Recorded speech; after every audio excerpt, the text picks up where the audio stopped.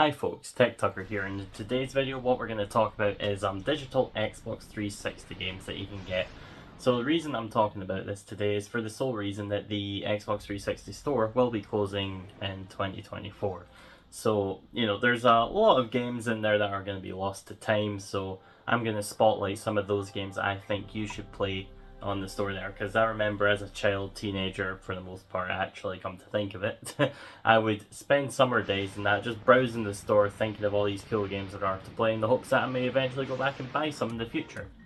Lo and behold, I never really did. I kind of stuck to physical game collecting for the most part, and I moved on to Xbox One X, and the Series X, sorry.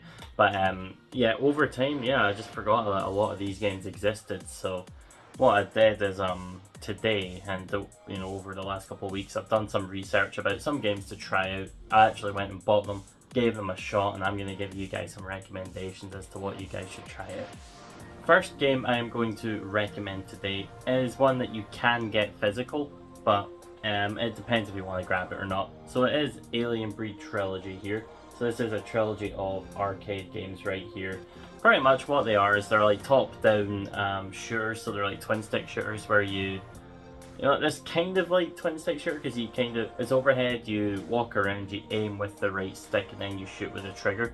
But they're pretty fun games actually. From what I've played, I've not played the whole trilogy yet, but this is just one way of getting them. On the Xbox Arcade, they are around £3 or so each. Well, this physical copy is probably just going to keep climbing up in value because CEX at the moment sell for about £8 on eBay. Seeing it go from anywhere between 15 and 25 roughly. So yeah, this one's going to probably become a bit more elusive, especially when they are delisted, because more people will want to try them because it'll bring attention to them. So yeah, I would say if you just want to try them, pick them up. So back to what the games are about. It is just a trilogy of games, 3 arcade shooter titles, and so you've got 2 of them: Alien Breed Evolution, Alien Breed 2 Assault, and Alien Breed 3 Descent. So yeah, as I say, it's a trilogy. There is a cohesive story within there as well, and you can, with it there is like exploration and that, so it is pretty good. And if you put it on the harder difficulty, you're being swarmed by a range of different aliens and that. So yeah, it's very good fun. I'd say definitely give it a shot. They shouldn't take you too long to beat as well, that's a good thing with Xbox 360 arcade games, they are quite respectful of your time. So yeah, definitely give this one a bash. The second game I'm going to talk about today is Burnout Crash. So what is Burnout Crash? So it's kind of inspired by the Crash mode in, say, Burnout 3 for example, where you just pile up cars, cause as much carnage as possible. It's great fun actually. When I've played this, so you do get 3 different modes to try it when you are playing it in the main story mode, or the campaign even, as you do have like 6 different overall zones or intersections, I think they call them even. But with that you get pile up mode, which is just you want to pile up as many cars as possible, boost the multiplier, get as many points as possible, because basically points is cash. You can get points by destroying as much stuff as possible. Specifically, vehicles have certain values of cash, and there's like buildings and that, explosives and everything. And that mounts up and you get more points based on that. And as you get more points from that, you then increase a multiplier, which then gives you things like super features and that, which brings in things like tornadoes, snowstorms, things like that, and bigger vehicles for you to challenge, or ambulances come in to give you an extra life. There's so much that, so many layers to it. So with that game, it is quite strategic as well. You've got to kind of plan what you're going to do in a sense, because there's objectives that get you stars, kind of like a mobile game, without all the adverts, thankfully.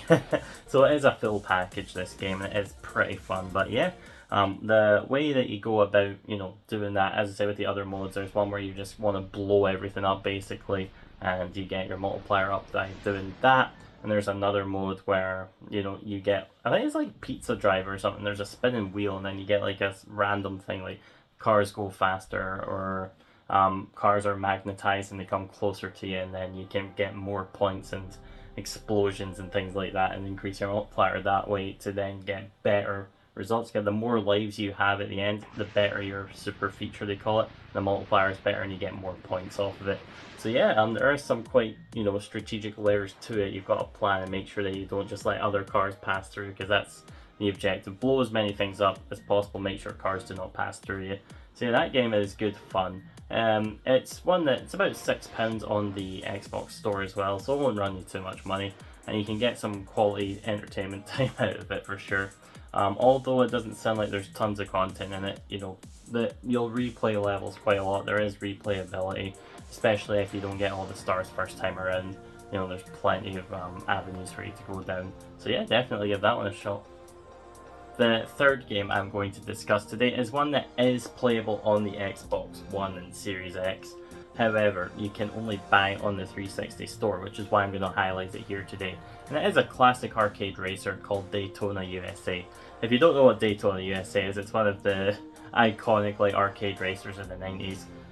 It's got the Daytona theme song that everybody knows.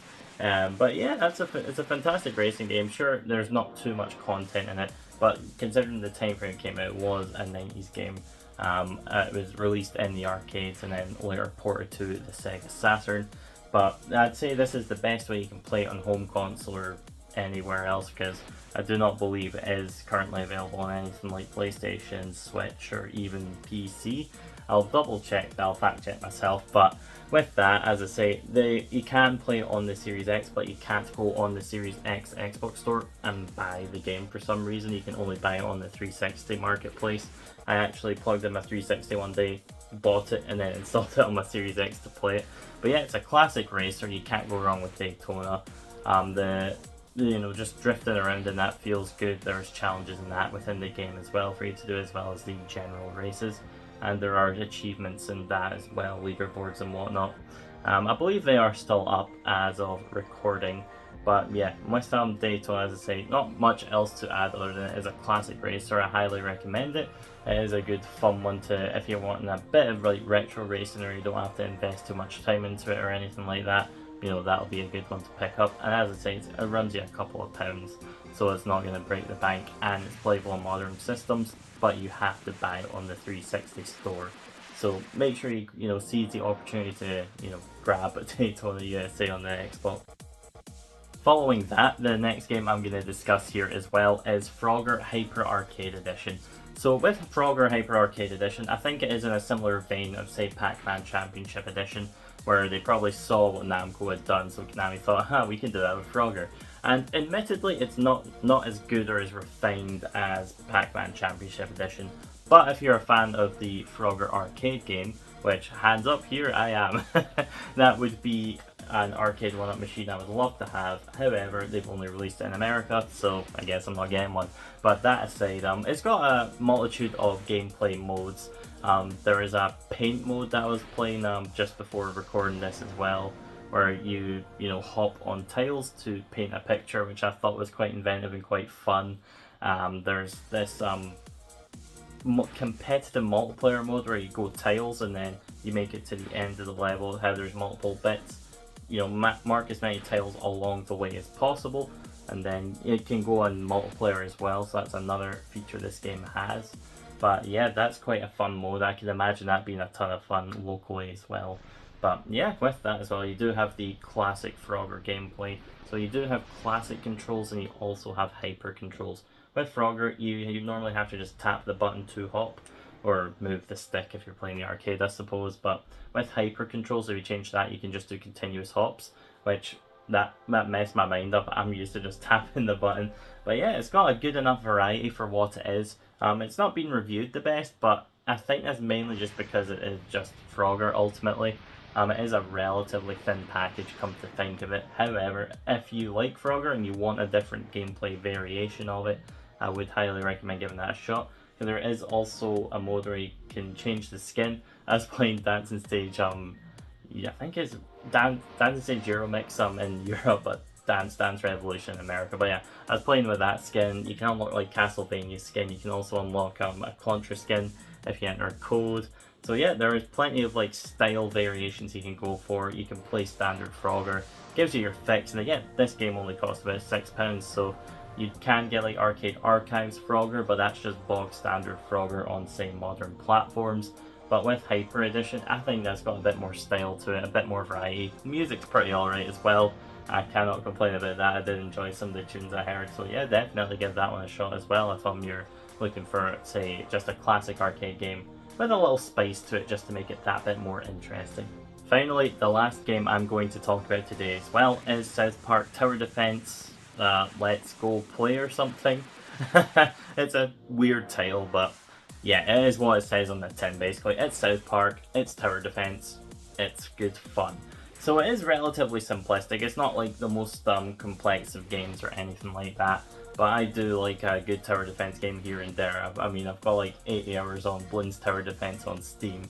I would love a Switch version of that. They brought it to Xbox, so the groundwork's there, but I'm not talking about that. With South Park, sorry, there's a tower defense game, so you get different waves of enemies, you fight around different locations in the South Park town, and yeah, you're just saving the day. So you do have different enemy types like gingers, cows, Mongolians.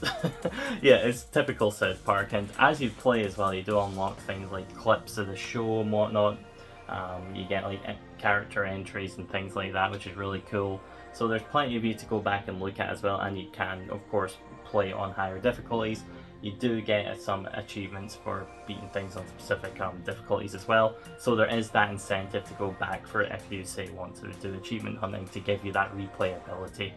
Not only that as well, there is some achievements for getting, you know, higher ranks as well. So again, there is incentive to do it if you just want to get an achievement for doing so. But yeah, basically with this game, what you do for the tower defense aspects of it is you throw snowballs. And you just run around, you know, pressing A, and you can hold it to charge it to throw more powerful snowballs. So of course the boys all have different stats. Say Stan runs a bit faster, Cartman, you know, is a bit slower but has more powerful attacks, you know, things like that. So yeah, it's a pretty standard affair with the tower defense game, but it's a charming one, it's fun, it's got that South Park flair to it. And yeah, I mean, I love Stick of Truth, for example. I would say it's not as good as that in terms of quality, but if you want a decent South Park game or something different that isn't just an RPG, that game you definitely cannot go wrong with. And you know, it just adds some more variety to good South Park games as opposed to the trash you used to get back in the day on PlayStation and N64.